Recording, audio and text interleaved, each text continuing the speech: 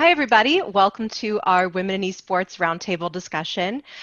Today we have some fabulous people joining us, and I'm going to go ahead and have them introduce themselves. Dr. King, could you go first? Hi, I'm Michele King, and I am the Director of Esports at William & Mary, and also a professor there for the past 21 years. Excellent. Thank you so much. And Yugina, can you please introduce yourself? Hi, everyone. My name is Yugina Yun. I'm a business development manager at Leyline, but prior to that, I was over at Coursera running student programs and have worked at a few different gaming companies up to that point. Excellent. Thank you so much for being here with us today. And Dr. Darvin, could you please introduce yourself?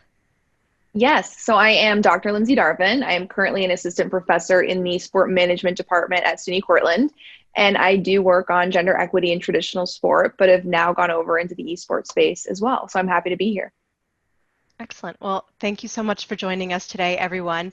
So today we wanted to talk about education and support for inclusivity. And specifically, we wanted to talk about the pre-professional funnel to become a pro player. And we've been talking a lot about women in esports and the professional esports scene. And something that we haven't touched on is what happens before somebody becomes a pro, or what could happen before somebody becomes a pro. There aren't the same systems in place as there are in traditional sports for somebody to become a professional athlete. I know, Dr. Darvin, that you have a lot of experience in traditional sports. Can you speak to that like pre-professional funnel at all and what that looks like in general? Absolutely. So, and it does differ by sport slightly, mostly on the men's side. So you do have some exceptions to the rule, which would be baseball, potentially, hockey, those types of sports. Sometimes you do see the athletes going right from high school into professional. But in general, what is happening now, especially, well, on the men's side, it keeps switching. And I don't necessarily agree with it, but there are rules in place with the NFL as well as basketball, the NBA, where you have to be a year removed, or well, for basketball, it's a year removed from high school. And then for the NFL, it's 3 years removed. So again, but that still sticks to the traditional trajectory, right? So you play before high school, probably in like a minor league, sort of like a recreation or AAU sport type of a deal, club sport. Then you go into high school, you play varsity, things of that nature. You play club as well. Some sports are more heavy into club now than they are in the high school realm. So you actually do club more frequently than you do play in high school. And that's where you're recruited out of. You're recruited out of the club teams mostly, not your high school teams. And then you go to college. And again, on the men's side, it does differ than the women's though. So on the men's side, as I just mentioned, you probably will not play all 4 years in college before going professional. On the women's side, you tend to. It's very rare to see the women leave early for a professional career. It does happen in women's basketball occasionally. You'll see someone usually go overseas to play a little bit earlier than graduation. But for both, it's pretty traditional. There's really a linear path in terms of where you start, your end goal, and the things you have to do in between. Mm-hmm. And how about for esports? I think we all might know that answer, but for people watching who might not know, is there that system in place for esports? I can take this portion of the question if that's okay. So the short answer is no, there's not really a path to pro, but in terms of the infrastructure that is currently available, we see that for some of the earlier esports like StarCraft 2, even today, you'll find that people are being drafted directly out of the Grandmaster Ladder program. So essentially you perform very well in the 1v1 game on ladder against other opponents online, and you'll be drafted onto teams that way. There are also tournaments where it's open brackets, anyone at any age could just enter, participate, play. And if you have a pretty amazing showing, you'll be drafted that way. You'll also see streamers who just happen to be very talented at the game getting picked up for teams. I think Fortnite is a really great example of where that was happening. But infrastructure-wise, it's really been dependent on the developer to create that infrastructure. So you'll have companies like Valve who have not really invested anything and are like, if you're a tournament organizer and you'd like to create tournaments for high school, for college, go ahead, you do you, we're hands off. And then you have companies like Blizzard who have invested very heavily into their collegiate programming and then their path to pro programming and then their official league so that you have that path to pro. So for Overwatch or Heroes of the Storm, you often saw that people would play for their college teams. which is typically all student-run organizations, you do very well, and you might also try out for an academy team, which is underneath a professional level gamer, and from there be drafted into the full ranks depending on your performance. So we see a lot of people graduating up and down through traditional esports, but you know, the age can be anything really from 16 to 24. So you know, you might be a pro player and have a team of 16-year-olds, and you might also have one full of 24 and even older now. So it's not as structured as traditional sports for sure. And so you said something that I want to ask about. That you said that the collegiate programs are often fully student run. What does that mean exactly? So we're seeing more and more academic institutions invest in collegiate esports and varsity programs. So that's been really exciting to see. I think with the COVID-19 crisis currently going on, I think more and more schools will start investing in the next couple of years, seeing how powerful it can be as a social tool. But, you know, there's 4,400 universities and colleges here in the US, but only about 150 varsity programs. And on every other college campus, we're seeing that there are hundreds of schools where gaming clubs, so your recreational student activity orgs, same as, you know, your political clubs that are happening on campus, or fraternity sororities, these are all being operated, run, and managed by students. And they're handing off their leadership every year from senior to junior as people are graduating out. A lot of these initiatives are very student run, student operated, and student owned. That's really neat. Dr. King, can you talk about what's going on at William and Mary, and if it's that or if it's a little bit more collegiate led? Right. Well, exactly what she was talking about is grassroots efforts, student driven. And the way we became involved in it was we saw this community, this esports community run by students, and talking about the funneling and getting them into the industry. We were like, okay, what kind of pipeline, what can we provide? What can we do to get them ready? And so we looked at it in a two-pronged approach, the academic and applied. So we wanted to validate what they were doing. We wanted to give credibility. Yes, what you're doing is important, and we support that. So we did the applied objective, looking at putting together tryouts, rosters. We have coaches, we have student captains. So providing that leadership and those skills to develop as well while they're in college. And then the academic side, we're also looking at ways and different tracks of getting into the industry. So you may or may not be a professional gamer, but you can be an event planner, a caster. You can do the data analytics. There's just so many other opportunities and careers available. And if we don't have that pipeline or career path or training, it comes down to talent and time. Do you have the talent to play the game and the time to build your rank and then eventually get in there? Or can we build these skills and have them more marketable? Okay, so that sounds really great, and I love to hear that you're able to come in and provide a little bit more structure and support for these students who are eager to build their esports clubs. And I imagine that a lot of good things can come from both sides, having really passionate students who are moving things forward on their own, and then having a school to back you up and support you. And I'm wondering, how much does this institutional support play into inclusive teams or more diverse teams?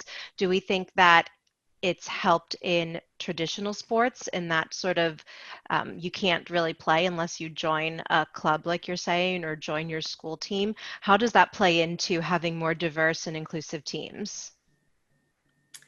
At the collegiate esports level, there's one school in particular that I really love to talk about, and that's UC Berkeley's program, Cal Esports. So UC Berkeley, from a competitive standpoint, even prior to the official launch of the academic program for Cal Esports, the students have been winning tournaments for the last 10 years. I think, they've been winning StarCraft 2 tournaments literally since 2010, which is long before esports became popular and mainstream. They were competing in large tournaments that were open to globally, like DreamHack, and doing very, very well. And they were doing so well that the school really couldn't ignore esports anymore. You know, these teams were representing their school on a global level. They were winning global tournaments.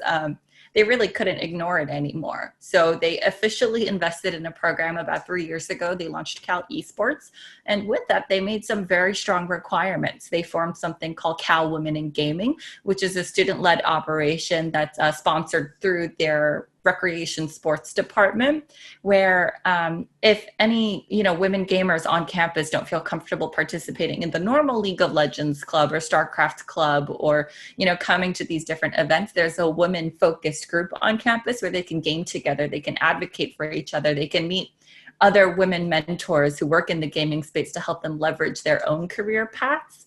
And I believe the school even implemented a code of conduct where any of their players on the team for their varsity teams, and even within their club structure, if you don't follow that code of conduct, the punishments are quite harsh, including, not being able to participate in any rec sports programs on campus. So I think that they've done a really fantastic job of listening to the students, saying, okay, you guys are doing great on your own, but we can help build that infrastructure. We can sponsor your events. We can support the work that you were already doing, advocate for you, and create a safe space for you. So I absolutely love talking about UC Berkeley.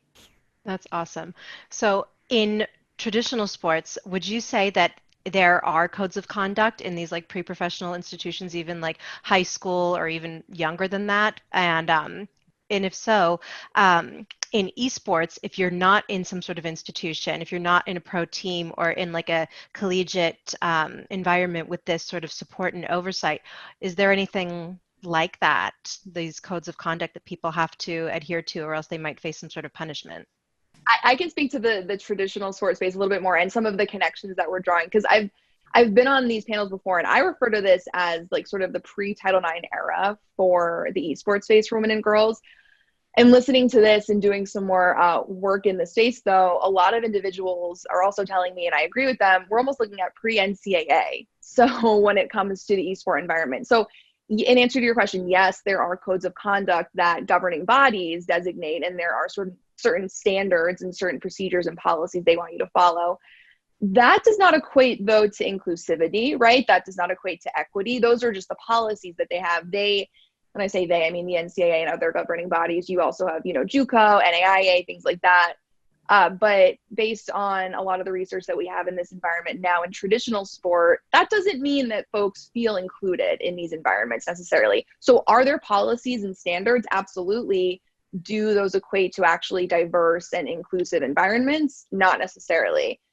So that's also what we're working on right now in traditional sport. Title IX didn't necessarily shift the culture. It gave access to opportunities. And it's great to hear about the Cal Esports program, because that is what's needed. And I would say in a lot of ways, that's what's needed in traditional sports spaces too. We need sponsors for women and girls in these environments, and we need to create environments where not only they're playing and thinking they could potentially go pro, but thinking they could work in the environment as well. Yeah. So we're still in traditional sport, we are still falling behind in that. So it's great to hear about these programs. But I would say, of course, in collegiate esports, you would also be looking to have a governing, potentially a governing body or more of a standard set of rules and policies in place in the future. That would likely help as well. Is there a governing body for collegiate esports? No, each developer will typically decide what's appropriate for their video game. There's no governing body that manages across all games, at least none that's been recognized. Yeah. So do you have any thoughts on what would make a more, what would help push a more equitable environment for women? Like Dr. Darvin, you just mentioned sponsors, right? We need more sponsors for women? Who can set the stage for this inclusivity? Who can help set the stage for more equity in the esports world? I just want to echo, that's a fine line that you're walking, that code of conduct, that's great, it's there. We have these policies and procedures in place, but then when does it cross over to be inclusive and diverse? Mm-hmm. And so I know for William and Mary, we vetted several different organizations, which ones we wanted to join. And we decided to join EGF, which is the Electronic Gaming Federation, because we like what they stood for and what the goals are. And we are actually having bystander intervention training. So if some toxic language or chat or whatever would come up, not only be able to identify it, but then working on what do you say? Because there's a cost when you intervene, right? You're putting yourself out there as well. How is it going to be taken? So you can have all of these codes and policies in place, but if you don't have action on the other end, there's no protection or safe zone there. So that's so cool that at William and Mary, you joined this Electronic Gaming Federation, and that you're offering support for people to, what did you call it again? The intervention training? Bystander intervention training. Bystander intervention training. So is there anything like that for people who don't belong to a pre-professional institution or some sort of program? Is there anything like that for gamers who are just sort of gaming on their own? Well, every Wednesday, EGF, we're starting a seminar where we're going to have panelists come in, and it's going to be open to everybody, all gamers. So yes, ideally, if you're with EGF, that's great, but we're opening it up because we believe in the community of esports and all the gamers. There is a personal pledge that any gamer is welcome and able to take through the ANIKI organization. They're an org that is specifically focused on making sure that gaming is an inclusive space for you, especially in digital online gaming communities. So there is a personal pledge you can take, and they have a form on their website you can fill out that basically says, hey, I'm pledging to be inclusive and to be welcoming and, you know, to not use harmful language. So there is a personal pledge that you can take. I love that. And that's at ANYKEY, you said? Yes, ANYKEY.org. Okay, that's excellent. I'll add too that please. I want to make it clear as well that while we're talking about the esports space, intercollegiate sport and the NCAA are not great at monitoring this at all. So some of these pledges that we're talking about in esport is actually ahead of what we're doing in traditional sport. Really? So you see some of these issues coming up. I'll bring up sexual assault in the traditional sport space. The NCAA decided that they were not going to get involved in the Michigan State case, for instance, with the athletic trainers.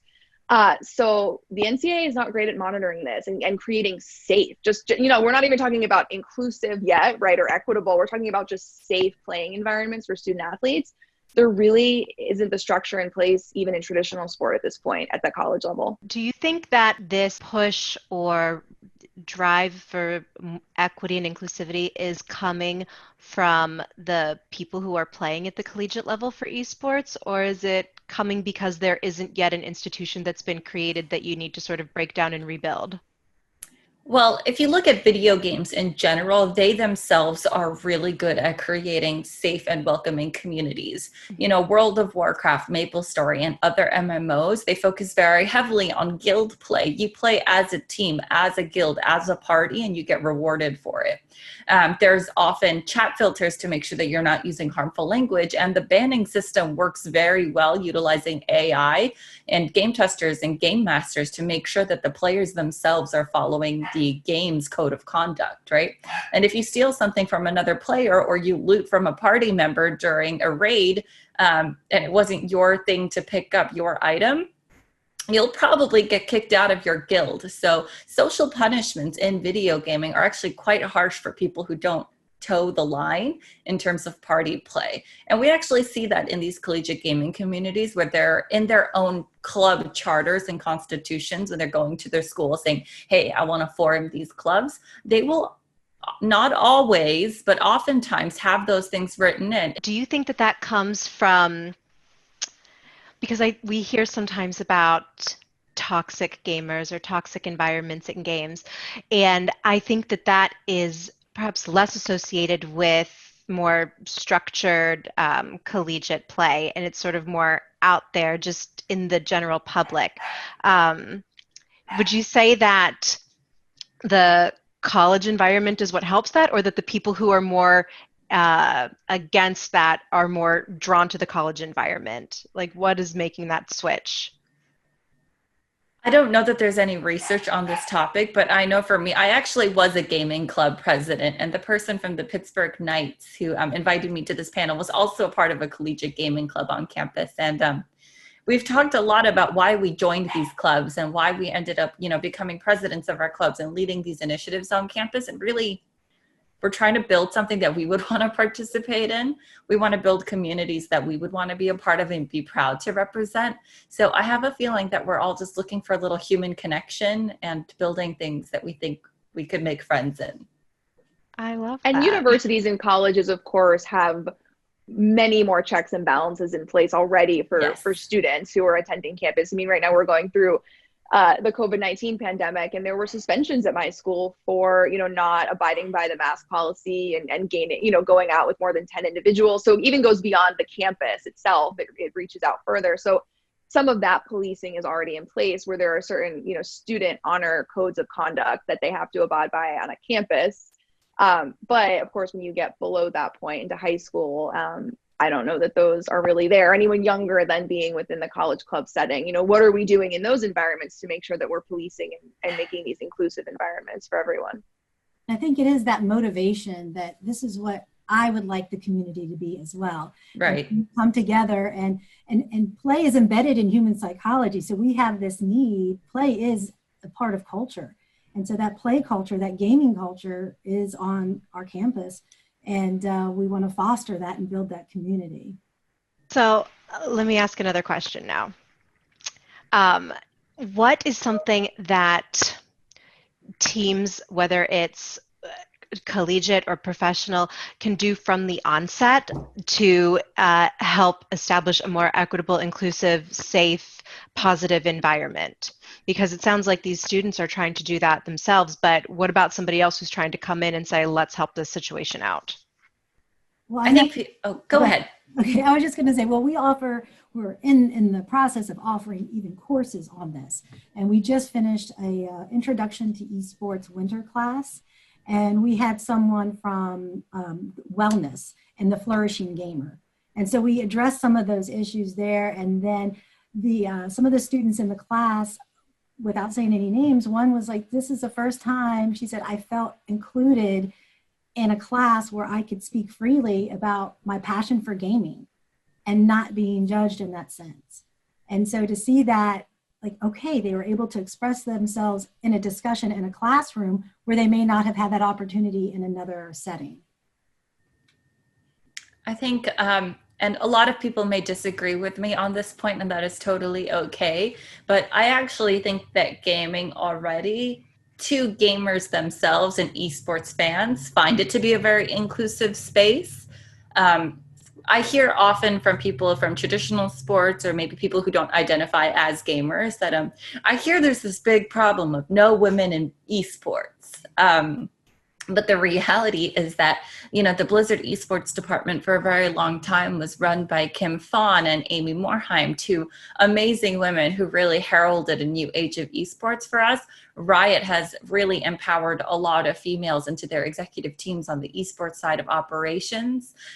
Many large tournament organizers with, over 100,000 viewers concurrent at any time, that these organizers are also women. So even at the collegiate level, we see that, sure, maybe there aren't a lot of girls playing competitively. However, the support staff for all of these teams, the analysts, the event organizers, the community managers, that there are quite a number of women in this space. And I would really love for us to not hide their voices away, to say, hey, these women don't exist, but instead to amplify the stories that are already there.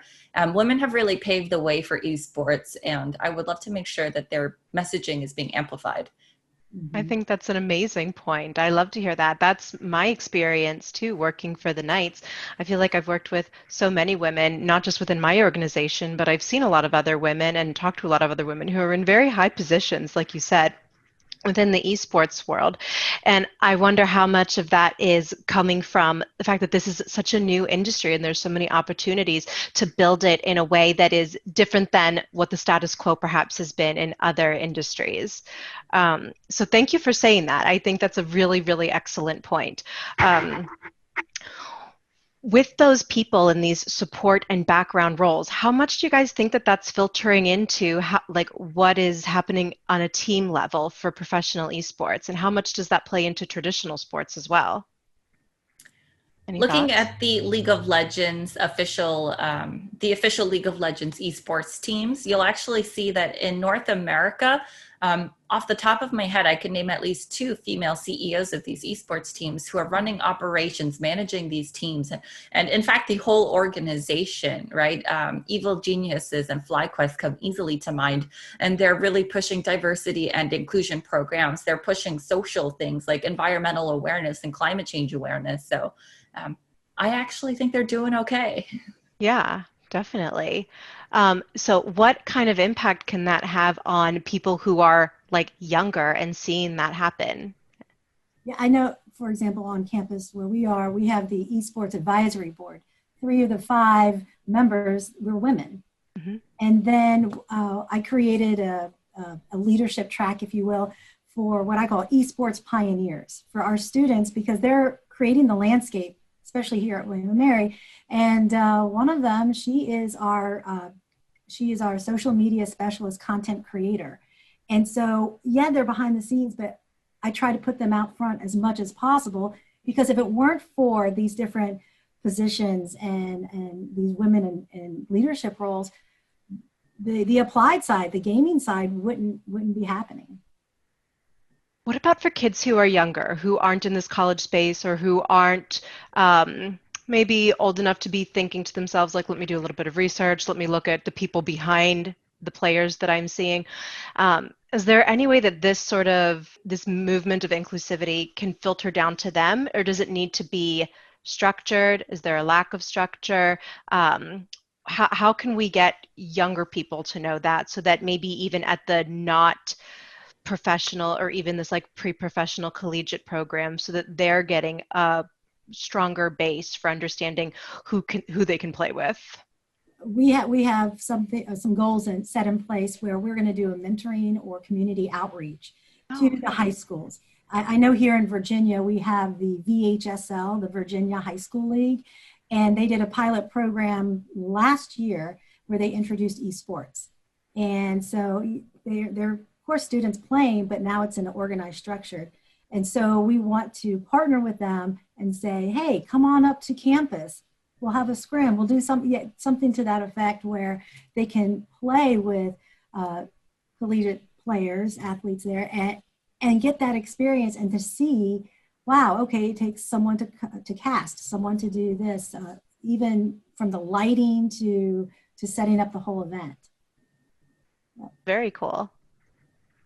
Does anybody else have any thoughts on those programs or anything that we can do for younger kids to help them understand that there is definitely a spot for women in gaming and that there already are a lot of women in gaming? I don't know that there are any official programs, but I do know that I think broadcasts can definitely help. So we've seen that in terms of number of minutes watched, on live broadcasting platforms like YouTube, Twitch, and Facebook gaming, that women did quite well last year. So I feel confident that, some of these viewers are going to be young girls who are watching these older girls, doing fairly well and enjoying video games and building communities around video games and feeling that they might be able to do that in the future as well. I'm also seeing that, if you look at professional esports leagues and their broadcasts, that there's typically a host or a caster, an analyst on the desk who happens to be a female, and they have a very strong understanding of the game and the landscape. So I can't wait to see, other young girls graduate into those positions as well. So while it may be less in your face than like a big sister mentorship program, I do feel that normalizing that type of behavior will hopefully make a big difference. Yeah, absolutely. So I have a question about collegiate teams. Do you see, because I'm not as well versed in collegiate esports as I am just with the regular esports scene right now, do you see more women playing collegiate esports, or are there co-ed teams in collegiate esports more so than maybe there are in regular esports? I would probably say that collegiate esports teams tend to have more females than professional esports teams. I couldn't tell you why that's true, whether it's, they don't feel included or they don't want to receive a ton of hate. I'm not really sure why that is, but I do know that at the collegiate level, there are a number of really high performing team members who are competing. And there are a few occasions where, you know, the girl is the highest ranked member of the team or the team captain who's making all the calls. And that's been really nice to see and to work with those students. I love that. Where can people watch collegiate esports? Is it the same way that people can watch traditional esports or regular Correct. esports? Okay. Yes. So people are watching on Twitch, and are there as many tournaments, would you say, for collegiate esports as there are like regular esports? I think we've been really lucky that a lot of game developers have been open to college students running their own tournaments. So you'll see that typically a campus might host a campus-wide league or an intramural league with a couple other schools in their neighboring.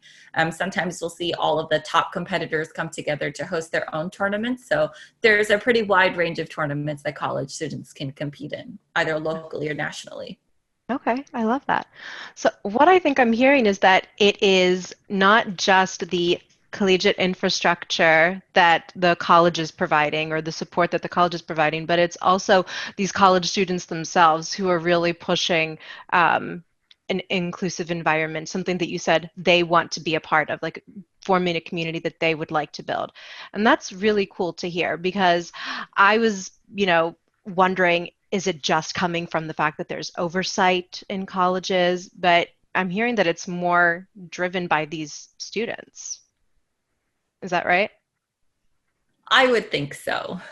Yeah, I would agree as well. And it doesn't hurt to have the structure as well, and then the everything else in place. And I know on our team, our FIFA team, our team captain, she is she's actually interning with the Pittsburgh Knights. And so to see women in leadership roles like that, again, taking that on and then gaining the respect and showing that, yes, they can do this. And I can't tell you how much it's such a relief to hear administrators buying into esports and contributing and supporting these students' development. So thank you, Dr. King, for supporting your campus. It's really nice to hear. Thank you. So here's a question then, Lindsey. In traditional sports, do students, or not students, excuse me, in traditional sports, do people have the same sort of internal drive, do you think, to build communities themselves, or is it really dictated by the opportunities that are available from the institutions that they can join?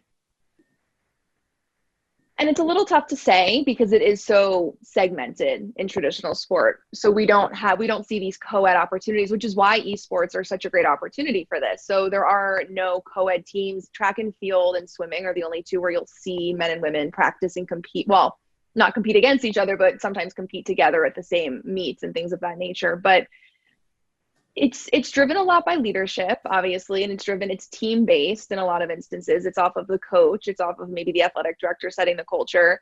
But again, it's not necessarily the most inclusive environment overall. And I think the other thing to keep in mind too is, and this is part of the research that I do, we tend to get stuck in our bubbles a little bit. And we think based on my experience or based on the people in my bubble saying it's inclusive or saying they're having a good time, that means it's great for everybody. And it's just really not the case. And that goes for leadership as well. So we have many amazing women leaders in the intercollegiate sport, obviously, but in the traditional sport space who would say it's going really well. And I've made it to this level. I'm an athletic director. I'm this or I'm that.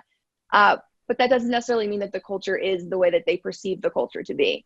So I would say it's inclusive on a team by team basis. They're not competing together. I was never a part of a men's team, obviously, but I would say there's a lot of work still to be done in the traditional sport environment in accepting women's sports, in promoting women's sports, in supporting women's sports. And we are certainly not seeing that. And you could just look at a breakdown of what they're spending on the men's and women's teams to know that they're not supporting the women's teams as greatly. So there's a lot to be done. There's a tremendous amount to be done. So it's nice to hear that in the eSport collegiate space, it's maybe starting off from a better basis than we started off with in traditional sport, but there's a lot to be done in the traditional sport environment, certainly. So that brings up a really interesting point. Is there any difference in the money that's going towards men in collegiate esports versus women in collegiate esports? Well, there aren't as many scholarships or things that we'd like to see. And it's typically when the school creates these funds for scholarships, they'll just designate X amount per player. It's not like a top laner or a support player will get more or less for their contributions. And independent sponsorships are not really quite a thing in collegiate esports yet, unless the talent is also a streamer in their own right and has been doing broadcasts before joining the team. So I don't think we're seeing that inequitability quite yet, simply because there's not really any money to go around. I'm interested in this too. So if either of you do know this, do you have a sense of the breakdown of who's receiving the scholarships for these teams? So I do know that some collegiate teams do provide scholarships. Is it mostly men receiving them? Are we seeing women receiving the scholarships, or what anecdotal percentage breakdown do you think it is, or even in your own environments? Well, most of the players are going to be men. And of course the number is higher than this, but off the top of my head, if I had 100 student competitors, I would guess that roughly 5 of them are women. Why that is, I don't know. So in terms of the people who are competing, there are just far less women who are competing. That's not to say that they're not competing, but just of the ones that I know. And if 100 of them are receiving scholarships because only 5 of them are women, I think that that's pretty consistent. But to alleviate that, I've actually seen that some schools will create a separate fund for esports operational scholarships. So they know that unlike traditional sports where the schools are providing permanent coaches and equipment and things of that nature, they will need a general manager or a coach to come in and support that may or may not be a student. And they occasionally do have support scholarships set aside for operations, which do occasionally go to women that I know of. But again, I think that part of that is due to the fact that there are just more women competing. And then the number of schools that have provided scholarships. So it's not just enabling a varsity team to exist, it's providing scholarships on top of that. And I'm sure women in sports can also agree that just because there is a varsity team doesn't mean that they're also getting the same amount of scholarships as some men athletes coming in freshman year who might not even play first string. If something very similar is happening in esports. So although a lot of the support staff or the collegiate club leaders, they're not getting any support. And that's why it would even be interesting to see how the governing of this proceeds, because even in traditional sport, you have Title IX, which designates that there have to be the same number of scholarships for men and women, but the NCAA is almost working directly against that. So the NCAA comes up with their own rules for the number of scholarships you can offer per team. And so that kind of messes with programs a little bit. And they have different designations for Division I FBS, FCS, Division II, Division III. And at the Division I FBS level, they indicate that you need a certain number of scholarships. And that, of course, works against some men's programs, because then you're using 75 or 85 scholarships for football, and then you don't have them left over on the men's side. And then women are called the scapegoats for that. So it would be interesting to see, as some of this governing develops in collegiate esports, if they could work that problem and not run into the same issue moving forward, where there is sort of this conflict between federal government policy and a governing body. So that would be interesting to see moving forward. And I was kind of glad to see that NCAA kind of stepped back and said they didn't want to get into esports or anything, just not interested. And in a way, I was thankful and grateful for that, because it can get a little muddied. But I'm just curious, as maybe, what are your thoughts? Do you think that's the way it's going to go, or do you think esports will remain or have its own governing body eventually? I would hope it would remain separate. So that would be my vote. I don't study sport because I agree with what's happening. I study because I disagree largely with what's going on. For esports' sake, I would hope that the NCAA remains outside of it. I would hope that esport, and that's why I'm so, happy to be on these panels, because at least I can share some of the issues in traditional sport and say, don't make these same mistakes that have occurred over here on this end. But I would hope that esport would remain separate. But to that end, it would also be nice to see a policy in place to designate a certain number of scholarships per men and women, because the other thing we're talking about here too are the outcomes for women. So even if they're playing, if they're not getting those opportunities, there are other outcome variables that are limiting to them. And that would be scholarship money. Even if it's not that much, it would still help women, right, in their academic pursuits if they were able to obtain some of that. So but again, the NCAA and Title IX work against each other, and then women end up being the scapegoat. So I would not want to see that for women in the esports space. but I would hope the NCAA remains outside of it. And that's not to say that esports as an industry is perfect. There's a lot of work to do, but we're seeing that the game developers are, again, some of them, like Riot has done a really great job of creating a whole scholastic program. So they work directly with, all of the different leagues nationally that occur for local competitive varsity sports. They'll also start hosting esports leagues. They work directly with them. And whenever an institution wants to license a varsity team for League of Legends, you have to meet with a staff member at Riot on the scholastic programming to talk through, hey, what are you trying to create? Who's going to be on the team? How are you planning on finding these team members? Do you have a coach set in place? What tournaments are you going to compete in? All of these rules and questions. So there are some game developers that are trying to normalize the field a little bit.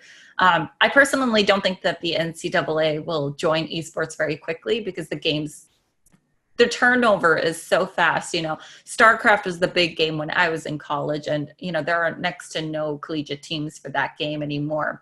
Fortnite was hot for a second, and then now it's mostly a youth game. So games change so quickly that I have a feeling they're not going to want to invest in building infrastructure for a specific game, only to find out that nobody wants to play it anymore.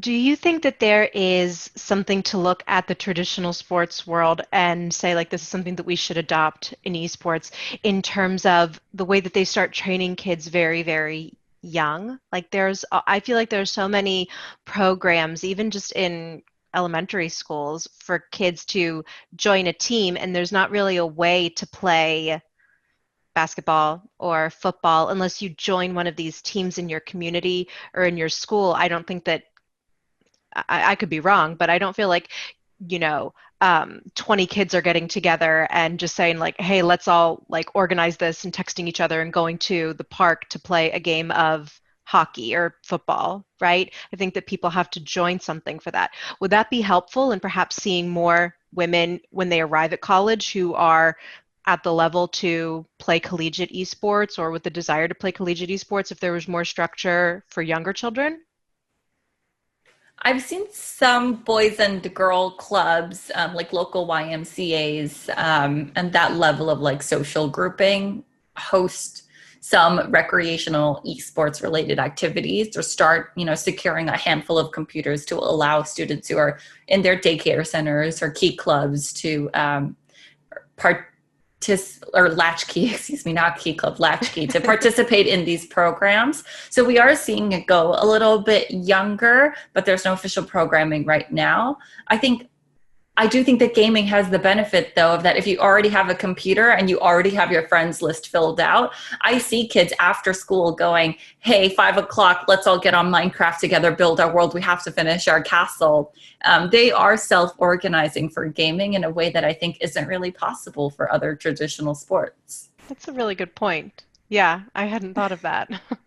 And certainly not anymore. You used to see this all the time in traditional sport where, the kids had the time to go and just organize their own pickup games. But with the way sport has gone now, traditional sport, it's really not that way. And kids tend to, this is the one thing I would hope doesn't happen in esports too for young players.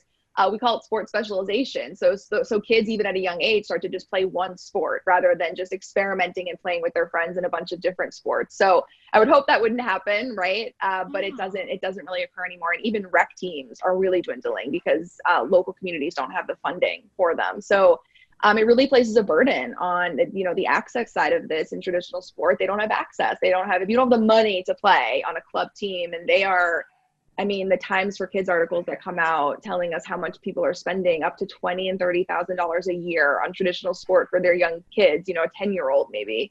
It's incredibly expensive. So in some ways, that's where esport is also more accessible, because you're right. If you do have just, the basic pieces in place, you can play from anywhere. You're not traveling for tournaments every weekend and staying in hotels and buying food and paying for the competition. So it used to happen. There used to be pickup games, and that's really just not the case anymore. It's very expensive in youth traditional sport. That was one of the things that concerned us when COVID hit, and then everybody went home.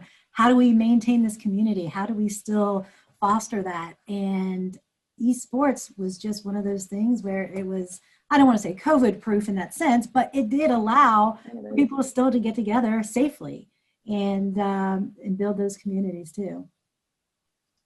So I love hearing that. So this low barrier to entry is actually a really good thing for girls and kids who want to play and join a team and just get a game started. Not that the barrier of entry is really low because, a computer can start at $800, right? That being said, I mean, this is how I would argue with my parents. I was like, you make me go play a sport, it's going to cost you $1,000 a month. But if you buy me this one game, I'll get 100 hours out of it for $60. So I think there is a little bit of an entry fee that may be higher than, buying a basketball secondhand for $20 or, going to a Big Five, getting a baseball bat. But once you have that startup cost, I do think that the maintenance costs dwindle quite quickly in comparison to other sports. Is there a benefit to being part of a collegiate program when it comes to getting drafted to play professional esports for a major esports org? We have seen quite a few students graduate into official teams. I think Maryville University has 2 of their alumnus League of Legends players now playing in the LCS. Overwatch League, very similarly, a lot of students got drafted up into Overwatch League through their student programs, into Path to Pro, into the official leagues. And more importantly, if you talk to hiring managers in terms of like esports operations or management work, we love seeing collegiate esports students come up because really there's not enough people in the industry who know esports, who understand the landscape and can speak the language and understand the game. So when we see that you volunteered or worked with your collegiate esports clubs or varsity programs, it's often a really big boon for your resume for students who don't have any prior work experience. We love collegiate esports. Yeah, that's something that I think we talked about, Dr. King, the other day about, if you have that experience in these roles that it's really hard to get experience doing. Not everybody has the skill set yet because esports is still so new and it's evolving and the games are all different. So when you have somebody coming from the college space, that can be a big positive for a team who's looking to hire. So I don't have any other questions. I feel like this has been I've learned so much during this conversation. I truly did not know a lot about collegiate esports. So thank you so much, Yugina and Dr. King and Dr. Darvin, for joining us today and covering all of this. Is there anything else that you'd like to say before we sign off today? Yes, I just want to end with anyone listening, parents, faculty, teachers, anybody, support your sisters, your nieces, your daughters with this passion of esports. Just support it. Love that. Yep. That's incredibly important. And that was something that I was going to add before when we were talking about solutions. That's another issue right now for girls, right? Parents, teachers even, they're a huge factor in this. And lower schools create programs, create opportunities for young girls to learn about this space. And hopefully it will change because of that. Excellent. All right. Well, I'm happy to talk to you guys more. I could talk about this forever, but I think we are coming to the end of our hour now. So I'm just going to say thank you again so much for joining us today. And I hope to talk to you guys soon. Thank you, guys. Thank you.